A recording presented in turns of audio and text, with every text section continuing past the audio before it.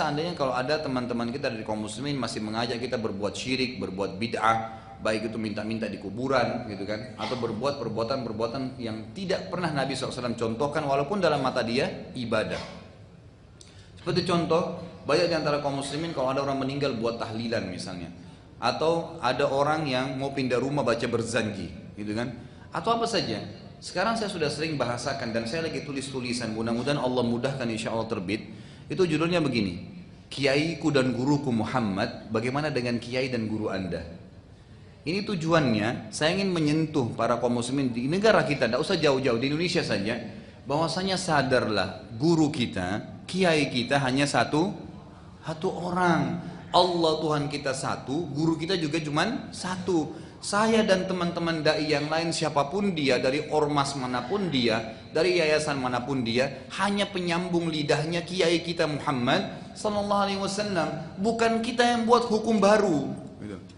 Apapun yang kiai kita Muhammad SAW ajarkan, yang benar-benar, yang salah-salah, selesai. Yang beliau contohin dikerjakan, yang beliau tidak contohin jangan dikerjakan. Kenapa? Karena kalau anda mau mengerjakan apa yang Nabi SAW tidak perintahkan, tidak contohkan, seakan-akan anda sedang berkata, wahai Muhammad SAW, anda tidak tahu, kayak saya lebih tahu.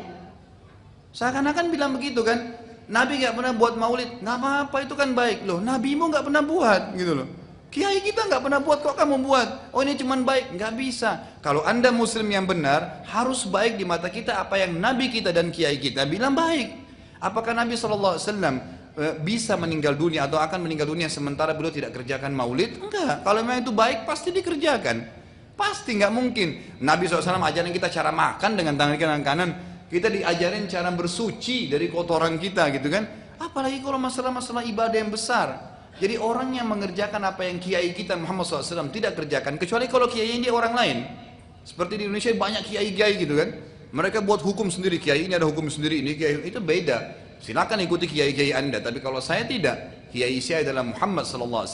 Dan siapapun yang bersyahadat jemaah sekalian, mau dimanapun dia, mau dia di benua Amerika, di benua Afrika, di Asia, di Australia, di mana saja. Di kampung manapun terkecil di muka bumi ini, selama dia syahadat, harus gurunya cuma satu. Tuhannya satu Muhammad SAW, gurunya juga Tuhannya Allah SWT, gurunya Muhammad SAW. Kita punya standarisasi hukum, nggak boleh enggak gitu. Baik, kita titipkan coba pesan nasihat kepada teman-teman kita ini, semoga Allah SWT bisa menyentuh hati mereka. Kalau kita tanya, saudaraku, wahai ukhti dan akhi, kayak anda melakukan tahlilan, apa tahlilan? Itu adalah zikir kepada Allah SWT. Baik, saya ingin tanya, pernahkah anda bisa datangkan kepada kami riwayat bahwasanya susunan tahlilan yang anda susun itu pernah Nabi SAW sebutkan? Susunannya seperti yang anda buat itu. Kalau cuma zikirnya, afdal zikir la ilaha illallah, iya itu hadis Nabi, kan gitu, la ilaha illallahnya. Baik, sekarang begini, kalau anda ingin berzikir, saya selalu sarankan di pengajian saya, jangan pernah berzikir kalau kecuali sudah tanya bagaimana Nabi kita Muhammad SAW berzikir. Caranya, jumlahnya, waktunya, bagaimana itu semua harus. Sholat, jangan pernah sholat kecuali Nabi kita Muhammad SAW sholat seperti apa. Puasa, haji, zakat, supaya benar. Karena Allah tidak akan terima. Kata Allah SWT,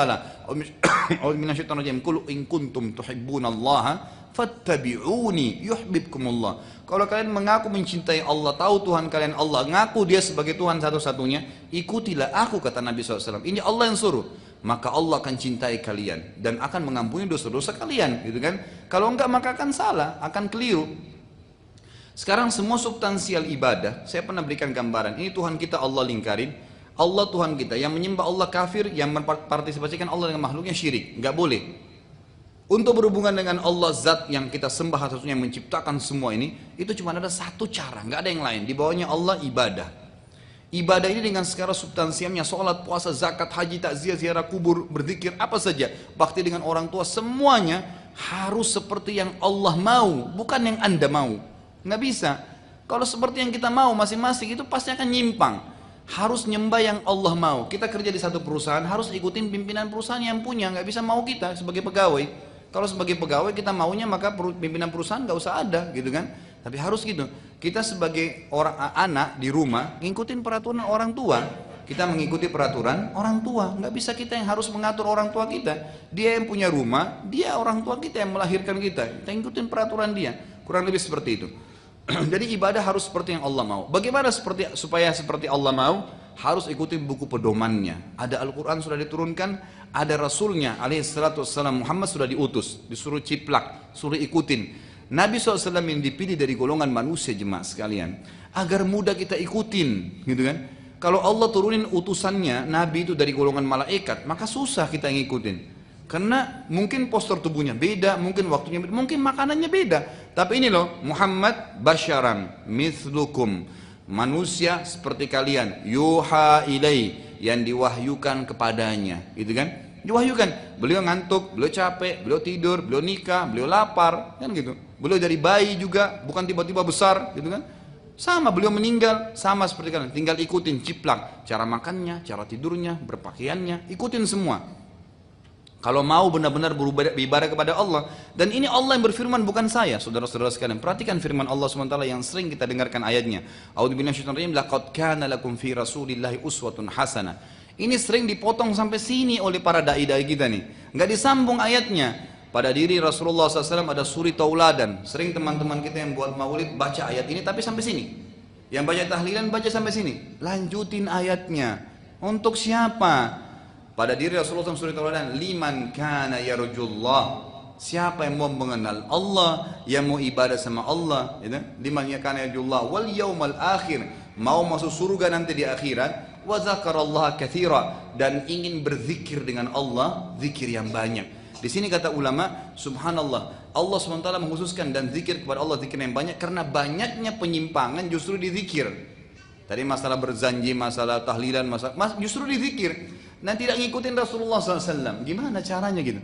Kok bisa anda mengaku punya kiai lain, punya ustadz lain, sementara beliau sudah mengajarkan. Jadi kesimpulannya, kalau anda ingin ibadah apapun, mau pindah rumah, jangan usah baca berzanji, tanya. Kalau pindah rumah Nabi punya tuntunan enggak? Gitu kan? Enggak usah repot-repot, Islam itu mudah. Yang ada tuntunannya ikutin, yang tidak enggak usah kita buat-buat. Apalagi dalam ibadah. Siapa yang menghidupkan satu perbuatan bid'ah, dia telah mematikan satu perbuatan sunnah. Enggak akan pernah ketemu. Tidak akan pernah ketemu. Kata ulama, yang menghidupkan satu sunnah, dia mematikan satu bid'ah. Yang menghidupkan satu bid'ah, dia menghidupkan satu sunnah. Dan kalau kita bebas buat bid'ah, saya buat bid'ah, si fulan buat bid'ah. Bid'ah ini adalah ibadah yang tidak ada tuntunan wahyunya. Gitu kan? Si fulan buat apa yang tertinggal dari sunnah Nabi SAW? Enggak ada lagi. Baik, pertanyaan tadi bagus. Gimana Ustaz kalau kematian saya diundang acara tahlilan? Saya bilang nggak apa-apa deh, saya ikut dulu, toleransi supaya saya bisa dakwain. Ini yang tadi saya titik beratkan. Mestinya Anda punya prinsip, ya. Jangan selalu menjadikan hidup kita ini penuh dengan PR. Oh nggak enak deh, terus cari alasan, akhirnya akhirnya bohong atau akhirnya terpaksa hadir, ya kan? Dan akhirnya ikut-ikutan. Nggak bisa, setan bisa bermain. Memang mohon maaf, setahu saya hadir di pengajian, saya dengarnya itu Nabi SAW tidak pernah contohkan, jadi saya tidak hadir. Nggak apa-apa. Jadi mulai dari waktu itu sampai tahun-tahun depan Anda tidak akan diundang, gitu kan? Nggak jadi PR. Sudah ditahu, oh itu ini Wahabila, ini begini, Salafi, ini begini. Ya udah terserah deh. Ini kalimat-kalimat masalah Wahabila, masalah Salafi, ini sama isunya Abu Jahal tadi. Sama itu, Abu Jahal lemparin isu, terus ini lemparin isu. Apa itu Salafi, saudaraku? Orang tidak ada, saya sampai titik beratkannya, tidak ada kelompok namanya Salafi. Tidak ada kelompok namanya Salafi. Itu bukan kelompok, cuman karena ustadz-ustadz kita ini kebanyakan menyampaikan berkata salaful ummah, salafus saleh. Ada kata-kata salafnya. Siapa salaf? Sahabat dan tabi'in, gitu kan? Lalu dianggap ini kelompok Salafi. Loh terus? Kalau saya kena menyampaikan Rasulullah bersabda, sahabat bilang begini, tabi'in begini, Anda Salafi? Saya mengatakan iya, nggak ada masalah. Tapi saya tidak pernah mengikrarkan, karena setiap kali kita mencap ada kelompok-kelompok ini, makin banyak kelompok dalam Islam. Nggak ada. Saya pengikut Muhammad sallallahu alaihi wasallam. Saya mau ada di Afrika, mau ada di Amerika, beliau guru saya dan saya ikuti ajarannya. Selesai, gitu kan? Maka kita akan lurus ikutin Allah Subhanahu wa taala. Ini yang jelas, ini yang benar gitu. Jadi jangan toleransi dengan masalah hal yang salah. Yang gitu langsung di-cut pada saat itu, maaf saya nggak bisa, gitu kan? Karena memang itu tidak pernah Nabi SAW contohin. Oh kamu begini kerasnya, ya sudah. Itu yang saya ketahui. Dan kalau dia tetap ngotot, seperti yang saya katakan kaidahnya, wa idza khatabahumul jahiluna qalu salama. Kalau sudah dinasihatin nggak mau dengar, ya tinggalin aja, gitu kan? Nggak usah repot-repot habisin energi. Kita dalam keadaan benar kok. Cuman minta satu, siapapun yang melihat acara kita ini, siapa yang mendengarkan, coba bahasa dengan hati anda sendiri. Apakah salah pada saat kita minta tuntunan dari Nabi SAW? Kita menjadikan beliau sebagai suri teladan, kita nggak mau protes yang Nabi tidak kerjakan, tidak dikerjakan, gitu kan? Tidak bisa. Jadi selalu mereka mengatakan, ini kan bagus, sama saja anda mengatakan, wahai Rasulullah, masih ada yang anda belum sampaikan. Subhanallah. Allah mengatakan dalam surah Al-Ma'idah, Al-Yawma akmaltu lakum dinakum. Aku sudah sempurnakan agama kalian pada hari ini. Sudah sempurna, nggak butuh apa-apa. Sudah selengkap semuanya. Wa atmamtu alaikum nikmati, dan saya sempurnakan nikmatku pada kalian. Kata ulama tafsir adalah syariatku sudah sempurna. Halal sudah jelas, haram sudah jelas. Wa raditu lakumul Islam madina. Aku sudah ridha Islam sebagai agama kalian. Kata para ulama tafsir, maksudnya nggak butuh ambil pelajaran agama lain. Sudah ini aja kamu ikutin. Oh ini enggak, Nasrani bilang begini bagus, ikutin aja. Untuk apa? Oh buka Injil, untuk apa? Ada Al-Quran. Al-Quran aja sampai tua kita pelajari nggak bisa habis gitu kan. Untuk apa buka Injil? Untuk apa buku Taurat? Untuk apa buka buku lain? Kutab dari langit turun. Allah mengatakan lalu kita mengatakan tidak. Subhanallah gitu kan. Jadi akhirnya orang yang seperti ini akan terus dalam keadaan bingung. Jadi jangan buat PR buat hidup kita. Tetap ikuti Nabi SAW yang beliau contohkan, kerjakan, yang tidak katakan tidak. Karena Nabi SAW adalah Nabi kita dan kiai kita. Kurang lebih seperti itu. Baik, yang lain?